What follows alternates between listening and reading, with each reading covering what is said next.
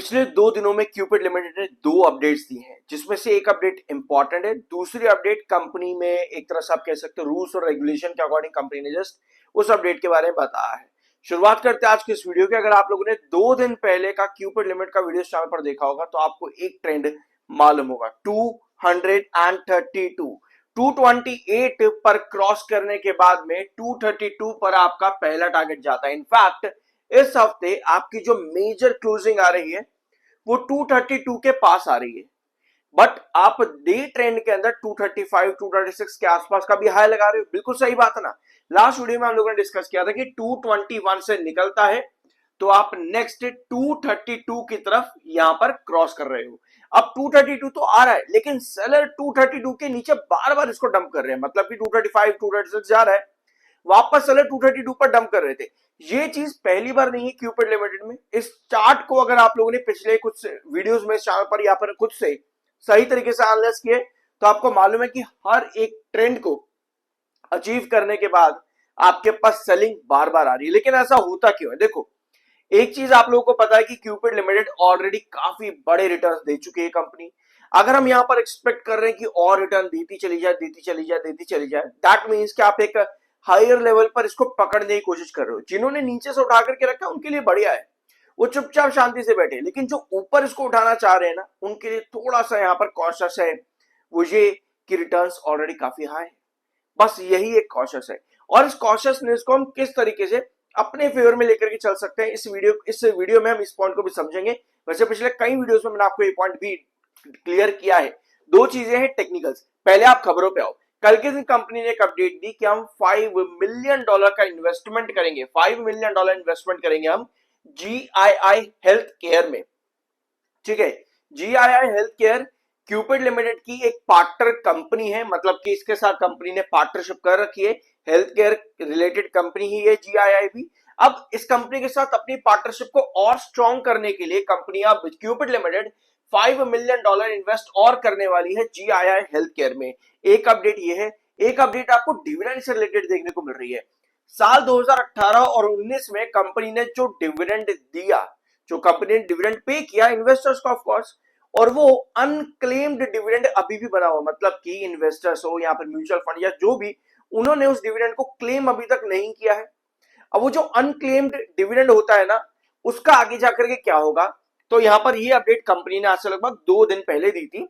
और अगर आप भी इसी कैटेगरी के अंदर आते हो कि आपने अभी तक अपना डिविडेंड क्लेम नहीं किया है, तो 2 नवंबर तक आप अपने डिविडेंड को क्लेम कर सकते हो। 2 नवंबर 2026 तक आप अपने डिविडेंड को क्लेम कर सकते हो। पहले आपकी डिविडेंड वाली अपडेट पर ही आ जाते हैं। रूल क्या कहता है? Section 124 of the companies act 2013 और साथ में investor education and production fund authority rule 2016 ये बताते हैं कि अगर कोई इन्वेस्टर अपने डिविडेंड को अनक्लेम कर, मतलब क्लेम नहीं कर रहा है, तो उसको कहां डाल दिया जाता है? IEPF अकाउंट में डाल दिया जाता है। अब ये IEPF अकाउंट होता क्या है? अगर आप 7 साल से ज्यादा अपने डिविडेंड को क्लेम नहीं कर पाते हो तो वो अथॉरिटीज के अकाउंट में चला जाता है, यानी कि मिनिस्ट्री के अकाउंट में चला जाता है, मिनिस्ट्री ऑफ कॉर्पोरेट अफेयर्स के अकाउंट में। 7 साल से अगर ज्यादा हो जाता है तो डाला जाता है यहाँ पर। ठीक है, इस अकाउंट के अंदर, मिनिस्ट्री ऑफ कॉर्पोरेट अकाउंट्स के अंदर डाल दिया जाता है। अगर आपको उसके बाद भी इसको क्लेम करना है तो आप कर सकते हो, लेकिन उसके लिए ऑफकोर्स एप्लीकेशन वगैरह डाली जाएगी। अब ये किया इसलिए जाता है ताकि कंपनी इस अमाउंट को, चाहे वो डिविडेंड हो, बोनस स्प्लिट, किसी भी तरीके से वो अमाउंट हो, उस अमाउंट को खुद से क्लेम ना करने लगे, मतलब कि उस अमाउंट का अनलॉफुल यूटिलाइजेशन ना करे। इसलिए इस अमाउंट को जो है इस अकाउंट में डाला जाता है जिसका नाम है आपका IEPF। ठीक है, IEPF अकाउंट में डाल दिया जाता है। अब अगर आपको इसको क्लेम करना है तो आप कभी भी क्लेम कर सकते हो, बट आपको एप्लीकेशंस वगैरह फाइल करनी पड़ती हैं। $5 मिलियन कंपनी इन्वेस्ट करने वाली है GII हेल्थ केयर। ये बड़ी अपडेट पार्टनरशिप को और ज्यादा स्ट्रॉन्ग करेगी। GII हेल्थ केयर करता क्या है? ये एक इन्वेस्टमेंट एसेट मैनेजमेंट कंपनी, एक तरह से इसको समझ सकते हो, जो कि assets under management exceeding $3.5 billion इसके पास एसेट्स अंडर मैनेजमेंट है। Alright, Saudi Arabia, UAE, Europe, USA, India, इन कंट्रीज के अंदर इस कंपनी की प्रेजेंस है। GII हेल्थ केयर की प्रेजेंस इन कंट्रीज में। टोटल एसेट्स ये कंपनी मैनेज करती है अराउंड $3.5 बिलियन के। तो कंपनी का बिजनेस काफी बड़ा है, जिसके साथ में क्यूपिड लिमिटेड की पार्टनरशिप भी है। अभी भी स्टॉक लॉन्ग टर्म ASM1 के अंदर बना हुआ है। टेक्निकली 53.2 पर MFI है, 66.9 पर आपका RSI है। अभी आप लोगों ने ये चीजें देख ली कि लास्ट वीडियो में हम लोगों ने क्या क्या डिस्कस किया था। अब आते हैं इसके चार्ट पर, और प्लीज यार सब्सक्राइब जरूर कर दिया करो, अच्छा लगता है और इस चीज के पैसे बिल्कुल नहीं लगते और वीडियो बनाने में मेहनत पूरी लगती है यार, जरूर कर देना। ये देखो, ये है 1 आवर टाइम फ्रेम का चार्ट पैटर्न। लास्ट वीडियो हम लोगों ने लिया था, आज है 31 जुलाई। लास्ट वीडियो हम लोगों ने 28 जुलाई को लिया था, ठीक है, 28 जुलाई को क्यूपिड लिमिट का। उस समय इसका प्राइस लगभग 221 से उठ करके अराउंड 228 पर आ चुका था। मिड डे में हम लोगों ने वीडियो लिया था जहां पे हमने डिस्कस किया था कि नेक्स्ट इसका रिजेक्शन 232 पे आ रहा है। अब क्यूपिड ने क्या किया भैया, 232 अगले सेशन की 232 पे आया 29 जुलाई।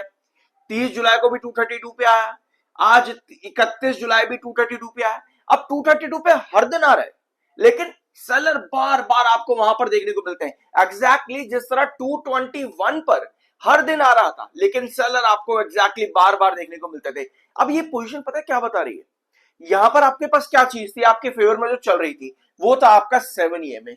इस चीज ने ना क्यूपिड लिमिटेड, एक टेक्निकल ने क्यूपिड लिमिटेड के अंदर अभी तक पता है कहां से चलता हुआ आ रहा है क्यूपिड लिमिटेड के अंदर, अगर मैं गलत नहीं हूं, जहां तक मुझे याद है, जब से मैं आपके साथ ये क्यूपिड लिमिटेड डिस्कस कर रहा हूं, बोनस के पहले से भी डिस्कस कर रहा हूं, बहुत लंबा टाइम हो चुका है, बट मोस्ट फेवर्ड प्राइस जो क्यूपिड लिमिटेड में रहा था अराउंड 105 से लेकर के 90, 105 से लेकर के 90 रुपए से आपका 7 EMA काम कर ही रहा है क्यूपिड लिमिटेड में अभी तक, 105 से 90 रुपए के बीच से। तब से आपका 7 EMA जब जब ऊपर रहा है, क्यूपिड लिमिटेड में तेजी आपको कंटिन्यूअसली देखने को मिली है। अगर डंप भी कर रहा है 7 EMA के नीचे, तब भी आपके पास बार एग्जिस्ट हो जाते थे। अभी भी यहां पर यही सिचुएशन है 7 EMA। अब एक पॉइंट और यहां पर नोट करना, मैं आपको थोड़ा सा ब्लैंक स्क्रीन लेके चलता हूं।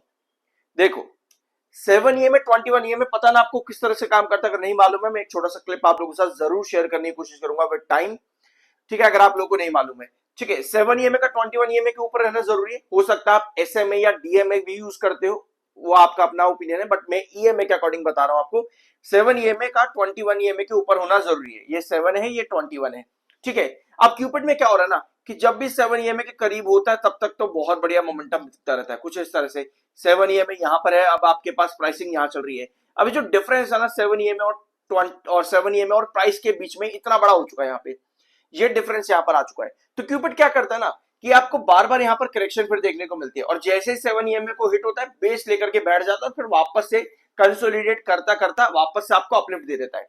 ये पैटर्न क्यूपिड लिमिटेड में कंटिन्यूअसली बना हुआ है। अब वापस चार्ट पर आओ, यहां पे देखो यही पैटर्न आपको दिखेगा कि जब जब बहुत ज्यादा ऊपर चला जाता है ना, फिर ये वापस 7 EMA पे आता है, फिर ऊपर चढ़ने लग जाता है, कंसोलिडेशन करना स्टार्ट कर देता है, फिर थोड़ा सा डंप देता है तो 7 EMA पर बेस बना के बैठता है। तो अभी यहां पर क्या है, 7 EMA और प्राइसिंग के बीच में डिफरेंस आ चुका है। 230 पर आज की दिन क्लोजिंग आई है, 225 पर आपका 7 EMA। ये कहीं ना कहीं इंडिकेट कर रहा है कि भाई मैं थोड़ा सा ना करेक्ट होना चाहता हूं एट 225। ये बता रहा है ये चीज, आज के दिन की कैंडल इस चीज को बता रही है कि भैया मैं थोड़े से करेक्ट होना चाहता हूँ 225 की तरफ। बाद में देखेंगे थोड़ा सा अपलिफ्ट, तेजी वेजी जो भी चाहिए वो बाद में देखेंगे, मतलब थोड़ा सा मैं यहाँ पर कंसोलिडेट करना चाहता हूँ करेक्ट होकर के। ये आपका 7 EMA बता रहा है, जो कहानी अभी तक कंटिन्यूएशन के अंदर चली है क्यूपिड लिमिटेड में, वो शायद यहाँ पर वापस रिपीट हो सकती है। तो ऐसे में आपका जो इंपॉर्टेंट बेस है वो 221 पर है, ये क्रूशल बेस है। मिड बेस हम यहाँ पर 225 मार्क कर सकते हैं, ठीक है। इसका मतलब यह है कि इस रेंज के बीच में जितना ये स्टेबल रहेगा उतना बढ़िया है, किसके लिए, शॉर्टर के लिए। ध्यान से सुनो, अभी पहले हमने लॉन्ग टर्म की बात करी कि लॉन्ग टर्म वाले तो भैया चुपचाप बैठे, उनको कोई टेंशन नहीं, लॉन्ग टर्म वालों को कोई टेंशन नहीं, वो आराम से बैठे हैं। लेकिन शॉर्टर को टेंशन बार बार आती है, जैसे यहां पर आई थी ना कि भैया कहीं 209 ना तोड़ दे, 204 ना तोड़ दे, यही टेंशन थी शॉर्टर को यहाँ पे।